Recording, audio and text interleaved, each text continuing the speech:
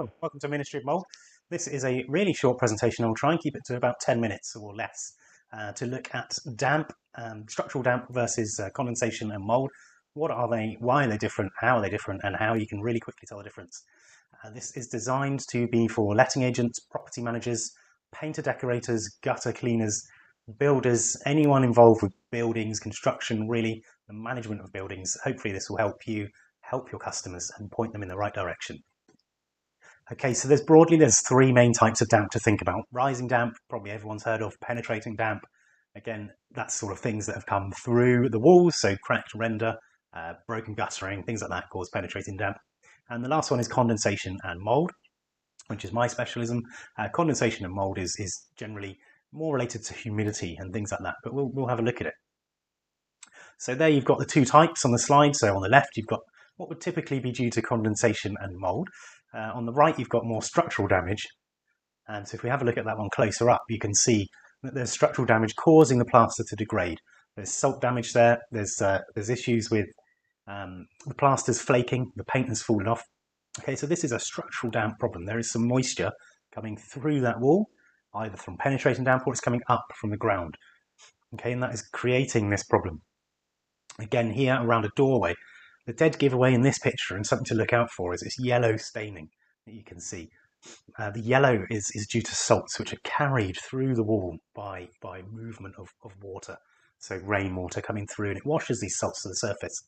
Once they're there, to be honest, the plaster has had it, and you've got to start again. So yeah, this is the salts. You can see here this white fluff. It's like cotton wool. If you really wanted to, you could wipe your finger on it and lick it, and it tastes just like table salt. Because it is, basically. It's salt in a fluffy form that comes out. So that's called efflorescent salts. And that if you ever see that, that is a dead giveaway that there is water penetration. So that could be your broken guttering, again, your render, pointing needs redoing, things like that. Things you probably want to talk to a builder about. Then we come on to mould, condensation and mould problems, which is where Ministry of Mould comes in. So you can see in this picture, this is some classic mould in a corner of a room. Very typically makes this kind of triangle pattern, if you can see on that picture. Goes up and down the corners of the room. This is due to something called the Venturi effect, which is getting a bit technical. But basically, if you see that pattern, you know it's due to movement of moisture through the air. And it settles out preferentially in that corner because the airflow isn't as great. So again, this is just another picture here showing the mould, and you can see the extent of the mould predominantly in the corner. And here behind a front door on someone's property, very cold, obviously, by front doors. They open, they close, there's always a slight draft, even with some of the best doors. That is generally a cold area because there's coldness coming off the door into the wall. Okay, so you get that band of mould where it's found the cold area. And again, we go back to the cold. So one of the things that we would do on a damp survey, where you to ask Ministry of Mould to do one, is to look at a thermal imaging camera, and we find cold spots. So this is just one I've taken for the presentation. So this is a window in my own house. There's no particular problem here. This is a pretty good window, I would think. But you can see it's still got cold. So that purple is where it's cold around the window. And that's why even in the best houses in the morning, if there's two people sleeping in the same bedroom, there's often condensation on the windows. That's you're breathing out. You breathe out about a pint to 2 pints overnight, pint and a half probably, each person. And that goes into the air.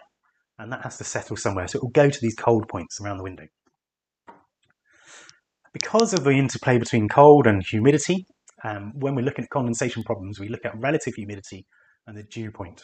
So for any, basically in a room, if you get to 100% relative humidity, all the water will fall out of that room.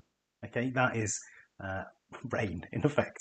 Rain, and the water's just falling out. So you can go somewhere like a Malaysian rainforest, which I've been to, and it's incredibly humid and wet, and that would be like 99% humidity, yeah, or even 100% humidity. All the water in the air is just coming out of the air. Okay, so you don't want to get to that point in your house, obviously. So the lower the humidity, the better. The dew point in that image, 13.9 there, that shows you the temperature, that if the wall is at that temperature or less, moisture will condense out of the air. So if all your walls in your house, you've got one particular wall, it's below the dew point all the time, it's really likely you're going to get mould form on it. Okay, unless you can dilute the air with mechanical extraction, or you can warm the walls up to lift them above the dew point. Those are your two methodologies. So you can see this is a laser temperature measure.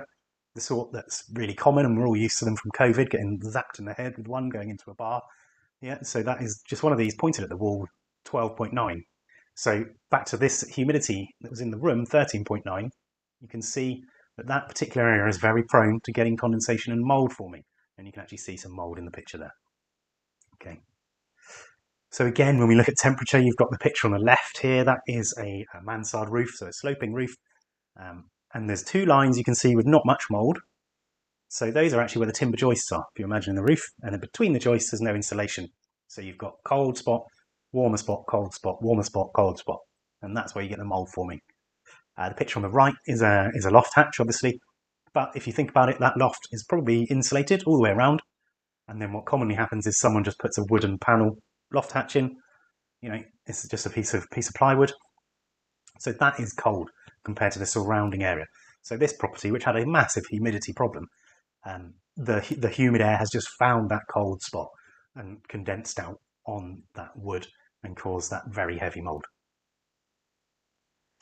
So one of the ways that I've briefly touched on to solve condensation and mould is to increase ventilation, so increase the air changes in the property. So for that reason, I would always check fans if they're installed. So the image on the left, that's using something called an anemometer that measures the airflow through a fan. So there might be a fan installed, but it might be complete rubbish. Yeah, I mean, there's building regs would say what sort of speed the fan should be running at, and that's what I would check. For yourselves, if you're popping into a property and you just want to know, is that fan all right or not, I really recommend just get a bit of toilet paper in the bathroom, hold it on the ceiling or on the wall, and take your hand away, and it should stay there. It should be able, any decent fan should be able to hold toilet paper on it. You can see this fan clearly doesn't work at all. So what do we do then to resolve mould problems at Ministry of Mould? Well, a couple of things really, but one of the main ones is we do mould fogging. So mould is now considered an extremely hazardous toxin to human health. 2 people have died in the last year. It is a toxin, and so what we want to do is kill that mould and stop those spores causing issues, particularly with children with asthma, elderly people, anyone like that. We don't want those spores causing problems. So on the left-hand image, you can see just demonstrating a fogging machine there. That is one of the types we use. We've got several different types of machine. On the right, there is a cleanup. So we use specialist products which kill the mould. Very different to bleach. Bleach just gets rid of the colour. It doesn't kill the mould. So the mould will just come back really quick. We use specialist products. We don't use bleach. Kills all the mould. And then we coat the walls with a surface film that then prevents mould growing for a long term. So here's just a little example for you. On the left-hand side, you've got, this is a bathroom in a flat in Exeter. You can see ridiculously heavy mould in there, pretty awful. But, you know, after our cleanup, I think you'd agree it looked pretty awesome. Unfortunately, we couldn't do anything about the paint. That cracked off. But, you know, this is an incredible cleanup for mould. So very happy with that. And then one of the other tools in our arsenal is a PIV system called a positive input ventilation unit. These things go in the loft like this. There's a unit on the left, and all the occupant of the property, the tenant or the homeowner, really sees day to day is this kind of dinner plate there. And the way they work is they pull in fresh air from the loft and they push it down into the house, and that continually ventilates the property, continually keeps that humidity level down and keeps the air fresh. And people absolutely love these. They will get rid of condensation on windows that you typically have in the mornings. All will be gone with one of these. Absolutely brilliant units, pretty cost effective to put in, and importantly, if you are a landlord, very cheap to run. So we install these as well as do all the mould removals, and pretty much we provide a complete service for mould and condensation problems. So if you've got any questions, take a look at the website ministryofmould.co.uk or email hello@ministryofmould.co.uk, and I really hope this has been useful. Thanks very much.